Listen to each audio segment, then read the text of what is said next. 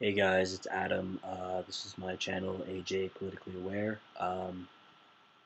I wanted to talk about another topic tonight, and that topic is something that has been getting a lot of press from some of the people that I mentioned that I admired as politicians, Cynthia McKinney and Dennis Kucinich. Um, so I want to preface this by saying that I am not for genocide, and I guess I could say that I, on an emotional and empathetic level, agree with the U.S. Intervention in Libya. But, alright, you knew that was coming. Anyways, here's the thing with Libya. We'll start at the beginning. Obama did not go through the proper channels to invade Libya. And that's what we did. We sent an armed force. That was A. He didn't go through the proper channels. Uh, he didn't plead his case to Congress. He didn't let Congress think about it. It was he put through an executive order, and it was just, it's not the way that we're supposed to declare war. In this country, I'm going to go back to this because this is the country that I know, and this is the country that I love, and I studied politics here. In this country, our forefathers designed the system. If we didn't like it, we should have changed it.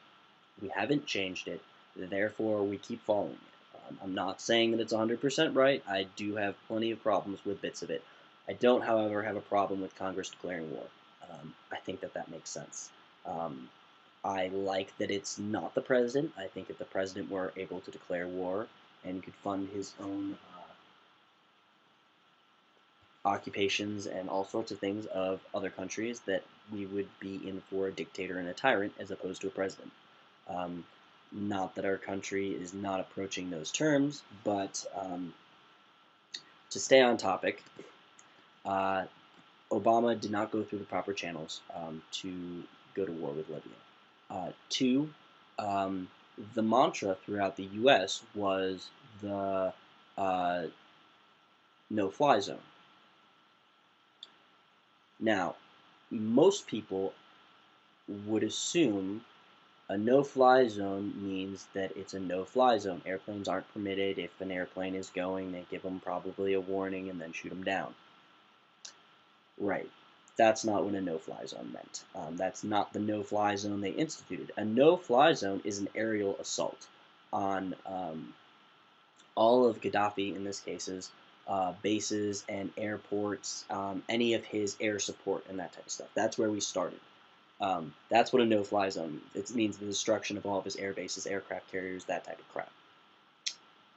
So there's problem again, number two. I guess not one because we started there. Number two. The other problem was we went right from a no-fly zone to a destroying tanks and ground armaments and all sorts of things. And no, I understand the rebels were about to be destroyed. Gaddafi was doing horrible, heinous things to his people. It's not that I don't disagree with that, but we've been all over there fighting their own battles for them. And there was no risk to the U.S., so A, we shouldn't have been at war. That would be NATO or some other peacekeeping force's job to intervene in a genocide or a repression of one's people in such a way we feel like we need to invade. Um, I think we're in Libya for reasons that don't involve what we're saying, which is not that different than Iraq and Afghanistan. Um, the problem is with Libya, there's no exit strategy. Not that there was for Iraq and Afghanistan. I mean, hell, we're still there.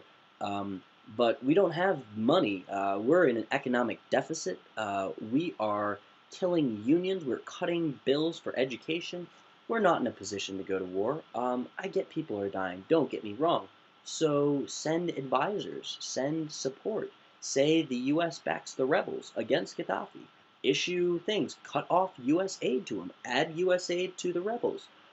Support them in their fight. If they don't win against Gaddafi, then they're not the majority, or Gaddafi's got other ties that we don't know about that somehow managed to outmaneuver them.